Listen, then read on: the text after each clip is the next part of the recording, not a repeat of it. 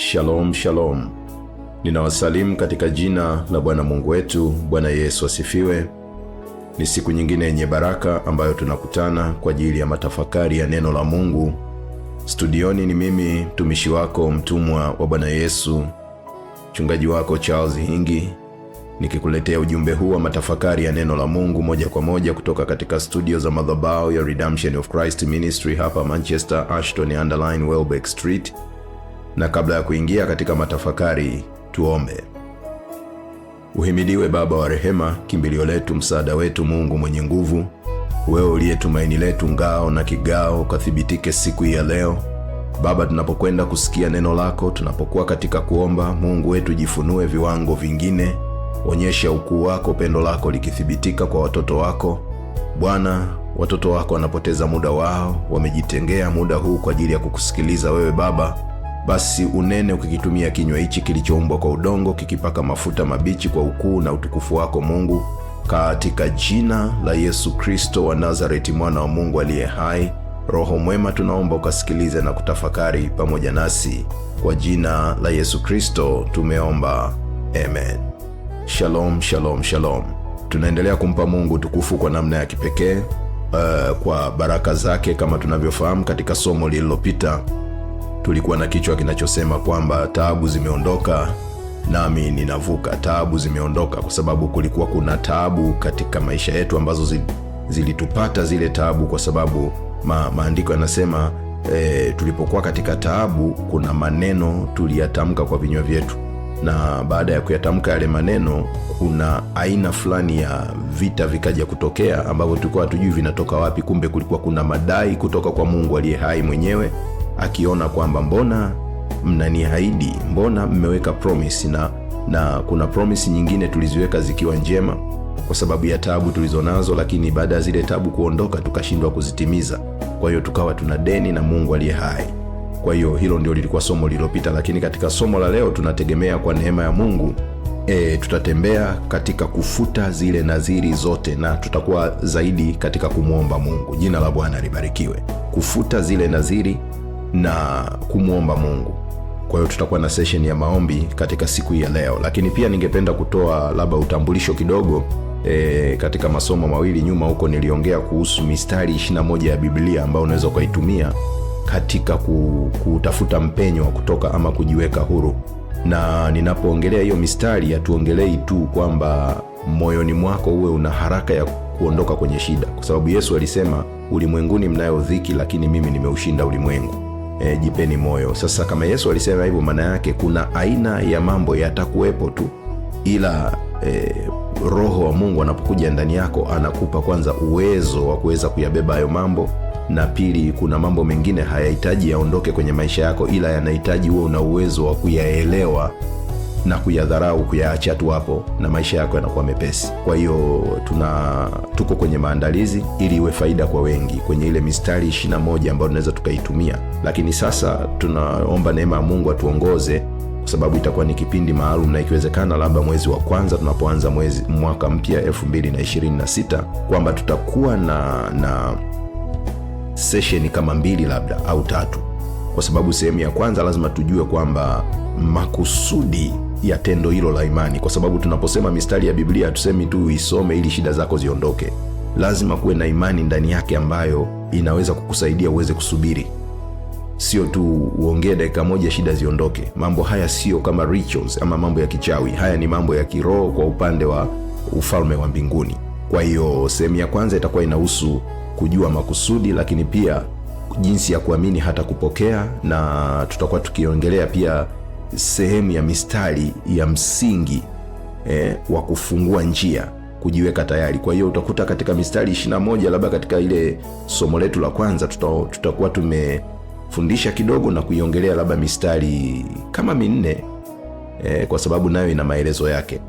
Alafu sehemu ya pili labda tutaongea mistari mingi zaidi, na sehemu ya 3 tutamalizia yote. Lakini pia tutakuja kuachilia kwa wale ambao wako kwenye grupu, lakini pia unaweza ukaomba kupitia inbox zetu, kupitia kwenye namba za simu zilizokuwa kwenye page hapo ya YouTube, tukakutumia, hata ukituma email yako tukakutumia yale maombi ambayo unaweza ukaprint ukawa na karatasi zako, au kama una tablet ili uyasome kwa nafasi kubwa, kwa sababu ni mazungumzo, sio maombi ya kusema kwamba utaomba tu kama tunavyoomba maombi mengine. Ni mazungumzo. Kwa hiyo utakuwa unamkamata Bwana kama Yakobo alivyomkamata Bwana akamwambia sikuachii mpaka utakaponibariki. Kwa hiyo naona mkamata katika neno lake. Jina la Bwana libarikiwe. Kwa hiyo tuko kwenye maandalizi kwa ajili ya somo hilo, mistari 21 ya kutoka katika vifungo, ili uweze kuwa huru kwa jina la Yesu. Na katika mistari ile mwishoni tutakuwa kuna mistari ya kupokea nguvu za Mungu ili uweze kutembea sasa katika hayo maombi, kwa sababu wakati unaomba, kumbuka na adui naye anapinga maombi yako. Kwa hiyo lazima kuna mistari kwanza uitamke ambayo itakupa nguvu za Mungu ili uweze kumshinda adui wakati anakuletea udhaifu kipindi cha maombi yako. Na kutakuwa na mistari ya kukiri baraka za Mungu kwamba zimesha kufikia, na mwishoni utamaliza na mistari ambayo itakuwa inahusu kufunga mlango ili adui asiweze kurudi tena.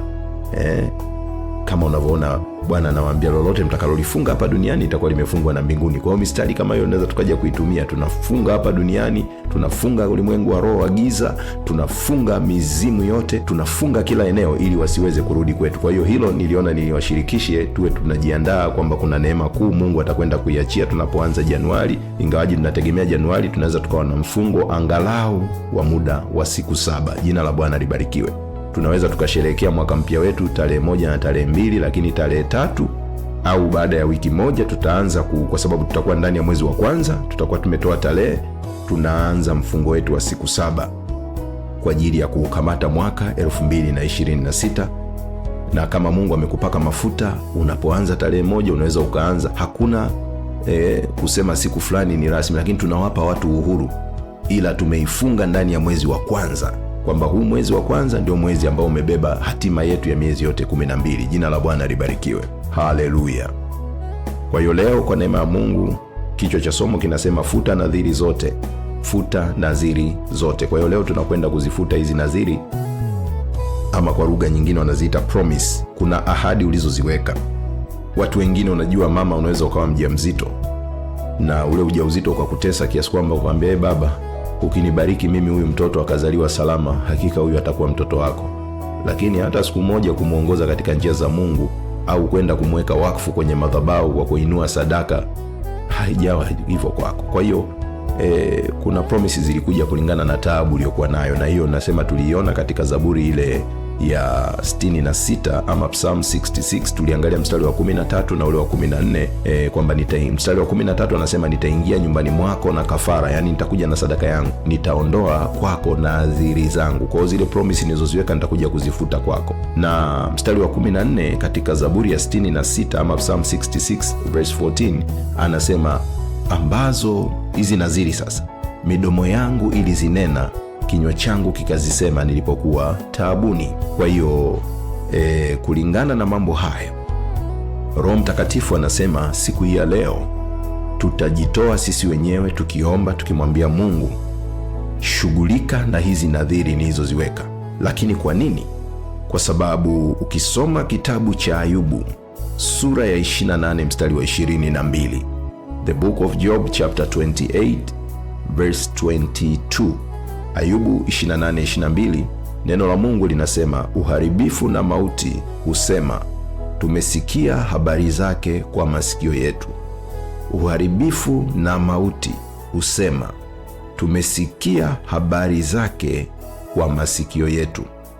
Sasa kama kitabu cha Mithali 18:21 ama Proverb ile 18:21 anasema, mauti na uzima uwa katika uweza wa ulimi wako, ama uweza wa ulimi, na wote waupendao watakula matunda yake. Sasa kama mauti na uzima yako katika uweza wa ulimi, na kama katika Zaburi ya 66:14 anasema hizi nadhiri ambazo midomo yangu ilizinena, kinywa changu kikazisema nilipokuwa taabuni. Kwa hiyo wakati ulimi wako unatamka hizo promise, iwe nzuri iwe promise za aina gani, uharibifu na mauti wakazisikia. Na uharibifu na mauti wanajua jinsi ya kuharibu na kuua. Waliposikia na promise ulizoziweka ama nadhiri ulizoziweka kwa Mungu, walijua huyu akizitimiza hizi nadhiri mambo yake yamefanikiwa. Sasa kumbuka, ndio maana nilikuwa nafundisha katika hilo somo lililopita pia na masomo mengi waga na wakumbusha tuwe makini tunapokwenda kwenye makanisa mbalimbali, madhabahu, au tunapokutana na watu watumishi wa Mungu. Tusiweke ahadi ambazo hatuna uwezo wa kuzitimiza. Tusiwe wepesi kuongea, kwa sababu kuna promise unaweza ukaziweka ukazani umemwambia yule mtu, lakini utakuta huyu mtumishi wa Mungu ni madhabahu ya Mungu. Unaposema Mungu anarekodi, akirekodi baadaye ukibadilisha maneno yako, wewe unaweza kuyabadilisha katika mwili kwa dharau, kiburi, hasira, lakini hivyo havijatoka kwako, vimetoka kwa yule mwovu. Uharibifu na mauti, Ayubu 28:22. Uharibifu na mauti usema, tumesikia habari zake kwa masikio yetu.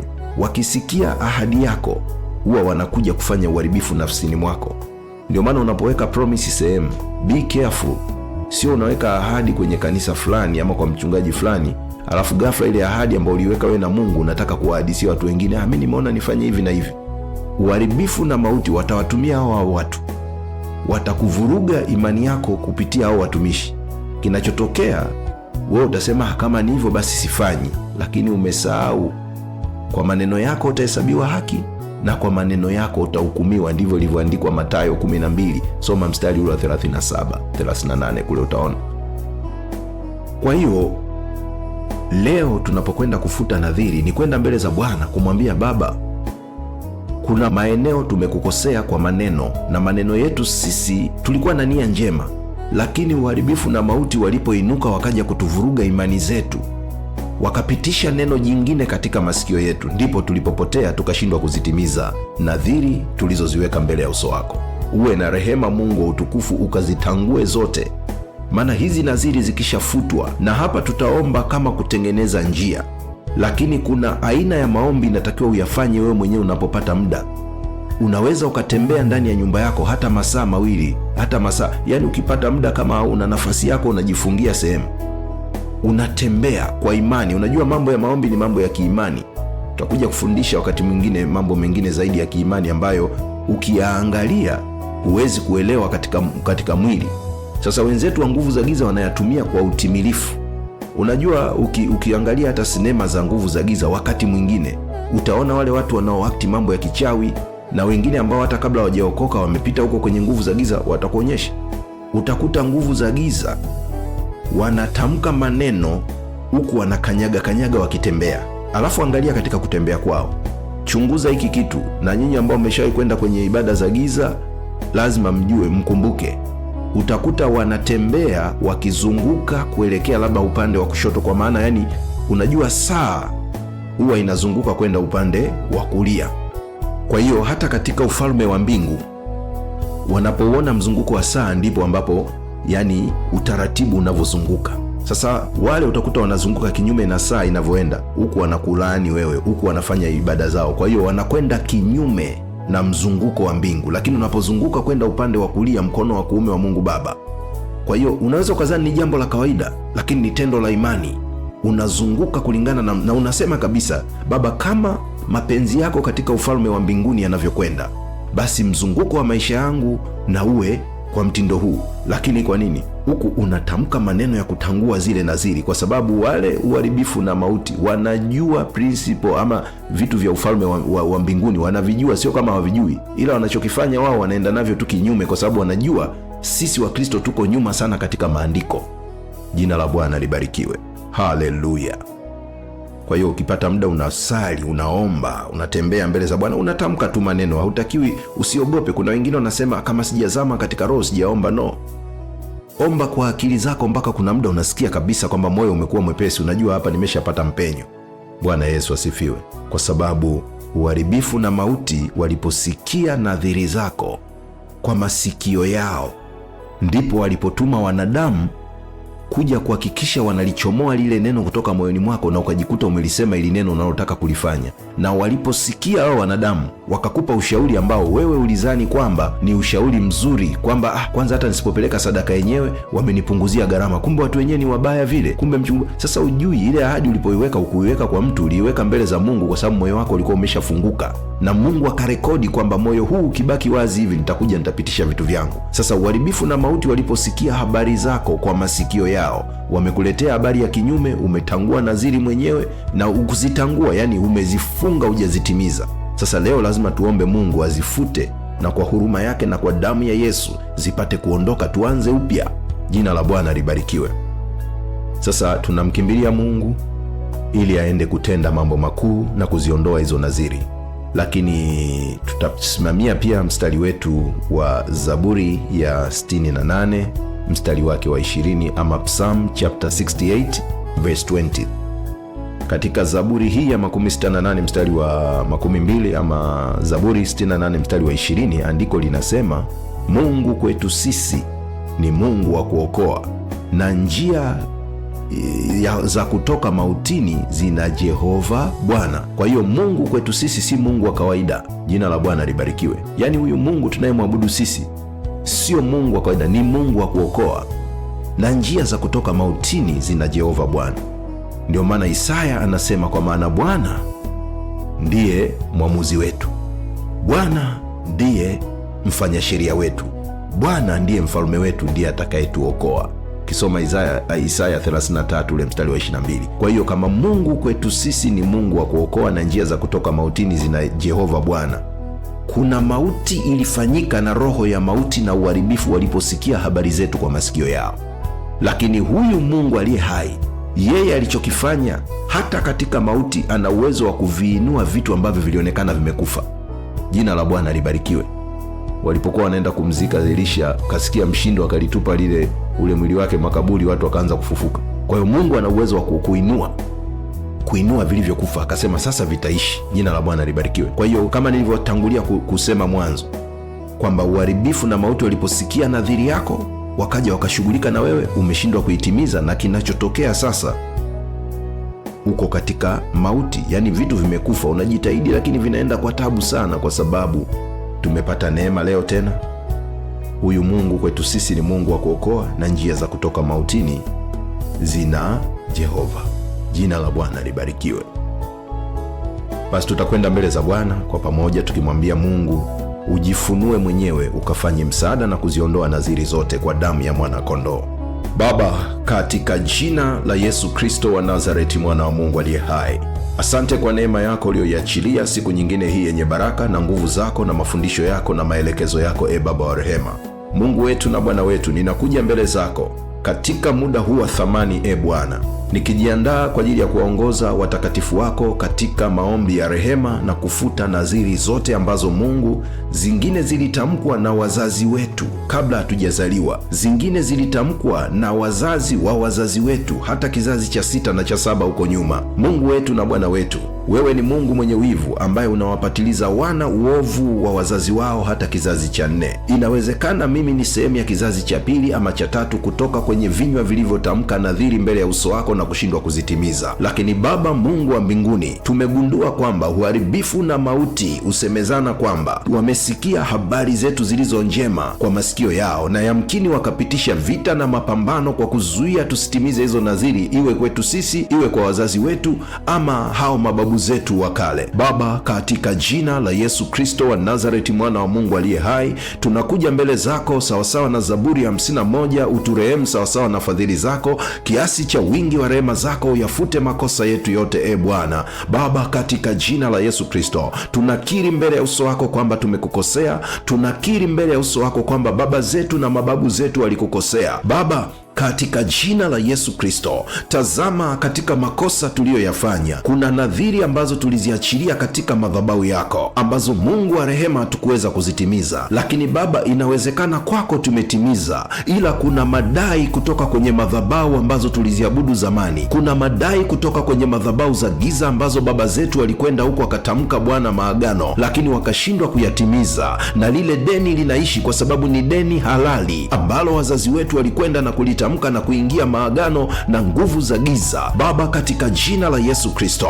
tunakuja mbele zako, tunaomba rehema. Hapo katika Golgota, fuvu la kichwa, alipoangikwa Bwana wetu Yesu Kristo, ile damu ya kunyunyizwa, kikombe cha kafara, damu ya Yesu Kristo ambayo inanena mema kuliko damu ya Habili, kwa kuwa yeye ni mjumbe wa agano jipya. Baba, katika jina la Yesu Kristo wa Nazareti, mwana wa Mungu aliye hai, Baba, tunaiachilia hii damu ya Yesu kwa imani, Bwana, tukiinyunyiza katika madhabahu yako mbele ya kiti chako cha rehema, ambapo Mungu neema zako ni nyingi. Bwana Baba, katika jina la Yesu Kristo tunaomba hiyo neema yako ikaachilie rehema, ili Mungu tupate kupokea huruma zako muda huu, katika jina la Yesu Kristo wa Nazareti, mwana wa Mungu aliye hai.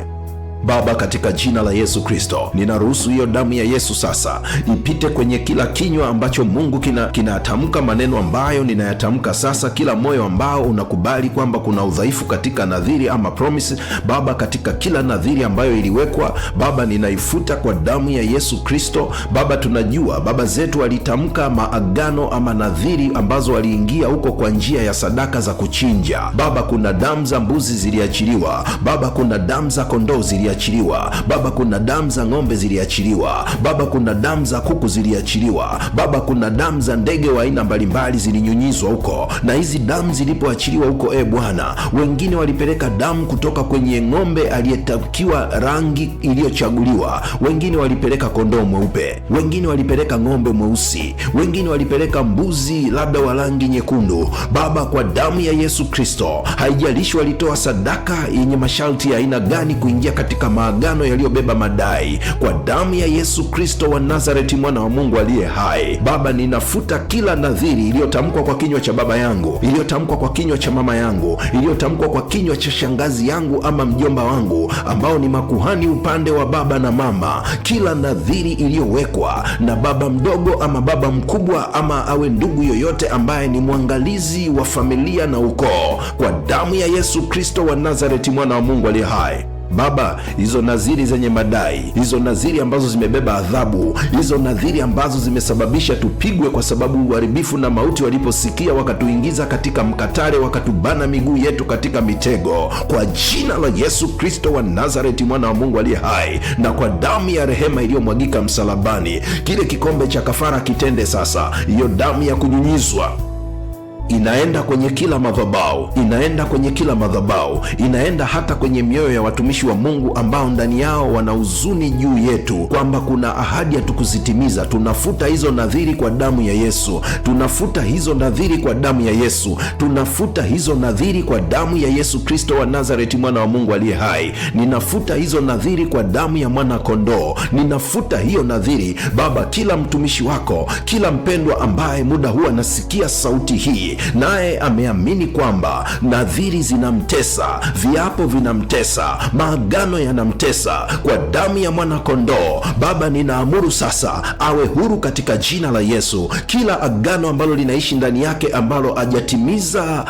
hesabu yake, kwa jina la Yesu Kristo wa Nazareti, mwana wa Mungu aliye hai, ewe agano ondoka, ewe nadhiri futika, ewe nadhiri wa giza futika, ninakuondoa, futika sasa, ewe nadhiri, kwa damu ya Yesu Kristo. Nadhiri ya familia, nadhiri ya familia ambayo imeinua deni, nadhiri ya familia, nadhiri ya ukoo wa baba yangu na mama yangu ambazo zimeinua deni, yale madeni yanitesayo, kwa sababu kuna deni la ahadi linaloishi kwenye madhabahu za familia, kwa jina la Yesu Kristo, kwenye madhabahu za giza. Ewe deni, ewe nadhiri uliyeinua deni, ewe nadhiri uliyeinua deni, every promise that ilizosababisha kwamba kuna madeni yameinuka, kuna madai huko kwa sababu ya ahadi zilizowekwa, iwe nimeweka mwenyewe, iwe imewekwa wazazi wangu, iwe imewekwa makuhani na wasimamizi, kwa jina la Yesu Kristo wa Nazareti, mwana wa Mungu aliye hai.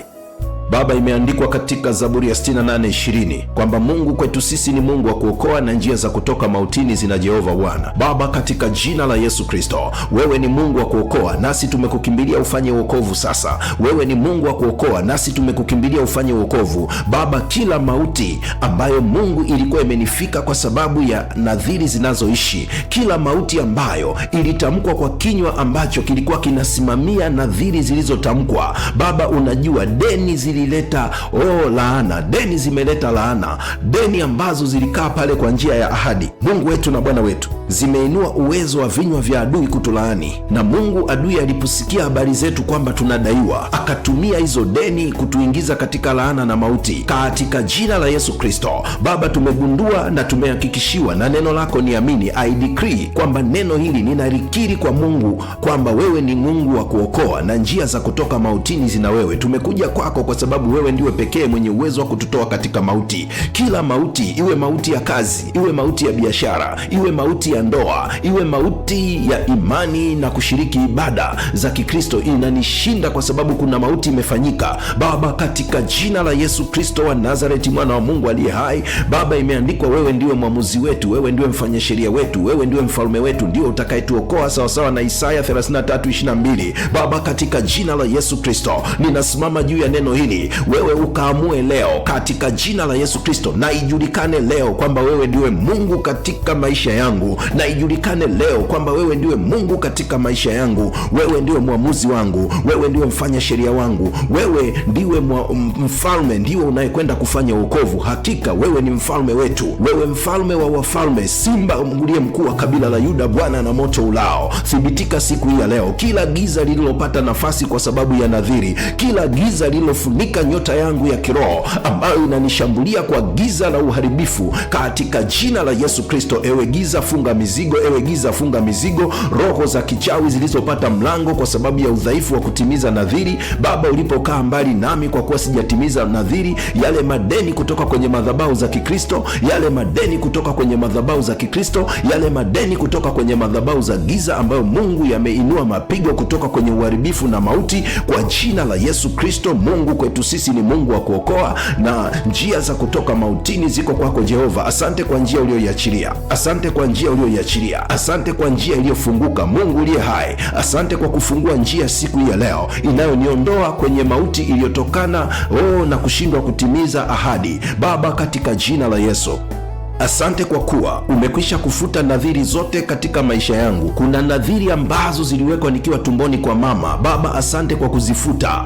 Kuna nadhiri ambazo zilitamkwa wakati hata sijaingia tumboni kwa mama, zikawa zinaishi zikisubiri mtu aingie kwenye hilo tanzi. Baba, nilipozaliwa nikakutana na hilo nadhiri, nikaunganishwa nazo kwa njia ya kitovu cha mama. Kwa damu ya Yesu ninainyunyiza katika kitovu cha mama yangu, iwe yuko hai iwe amekufa. Katika ulimwengu wa roho kazi zako zinafanyika. Ninanyunyiza damu ya Yesu ili kujitenga na kila nadhiri niliyotoka nayo tumboni kwa mama. Ninaiachilia damu ya Yesu Kristo katika tumbo langu ili kujitenga na kila nadhiri ambayo nilitoka nayo katika tumbo la mama, nadhiri ambayo adui ameitumia kukandamiza uchumi wangu. Mambo yangu ya fedha yameharibika, maisha yangu na marafiki yanaharibika. Kila jambo ninalolifanya, sina utulivu katika nyumba za ibada kwa sababu ya mateso ya nadhiri, katika jina la Yesu Kristo wa Nazareti, mwana wa Mungu aliye hai. Asante Baba wa rehema kwa kuwa unatangua hizo nadhiri sasa, zinafutika kwa damu ya mwanakondoo wako, zinafutika kwa damu ya Yesu Kristo.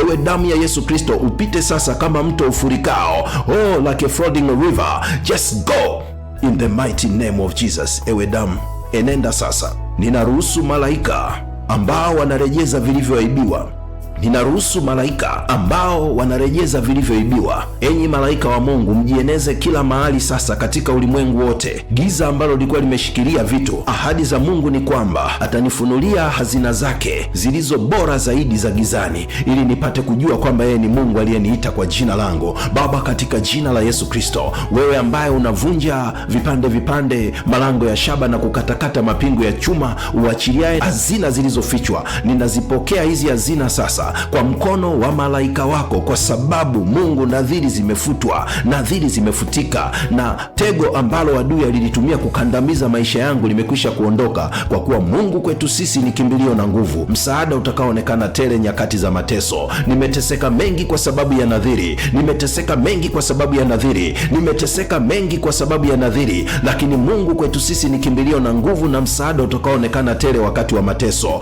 Baba, hatutaogopa ijapotetemeka milima moyoni mwa bahari. Baba, katika jina la Yesu Kristo, asante kwa neema yako, wewe ambaye ni Mungu wa kuokoa, wewe ambaye njia za kutoka mautini ziko kwako. Baba, katika jina la Yesu Kristo wa Nazareti, mwana wa Mungu aliye hai, asante kwa kuwa umetuweka huru, asante kwa kuwa umetufungua kutoka katika kamba za mwovu Shetani ambazo alipata nguvu kwa udhaifu kutokana na nadhiri tulizoziweka. Leo hizo nadhiri zimeondoka, nadhiri za familia zimeshindwa, nadhiri Bwana za ukoo zimeshindwa, nadhiri za maadui zimeshindwa. Baba, katika jina la Yesu. Zipo nadhiri ambazo sikuweka mimi, lakini walioziweka waliziinulia sadaka kuhakikisha kwamba mimi sitafanikiwa Baba, na hizo nadhiri ziondoke. Kila promise iliyotamkwa kwa vinywa vya wanadamu, kila nadhiri ambayo hii sikuweka mimi, lakini waliweka watu wengine kunifunga mimi, kila nadhiri ambayo imeshikilia maisha yangu, kila nadhiri ambayo imeshikilia uchumi wangu, kila nadhiri ambayo imeng'ang'ania utumishi wangu. Kuna huduma ndani yangu, lakini zipo nadhiri ambazo zimetamkwa na vinywa vya watu wengine, na uharibifu na mauti walipozisikia wakazibeba, wakazifanyia kazi, wakakandamiza nafsi yangu. Hizo nadhiri zinafutika pia kwa jina la Yesu.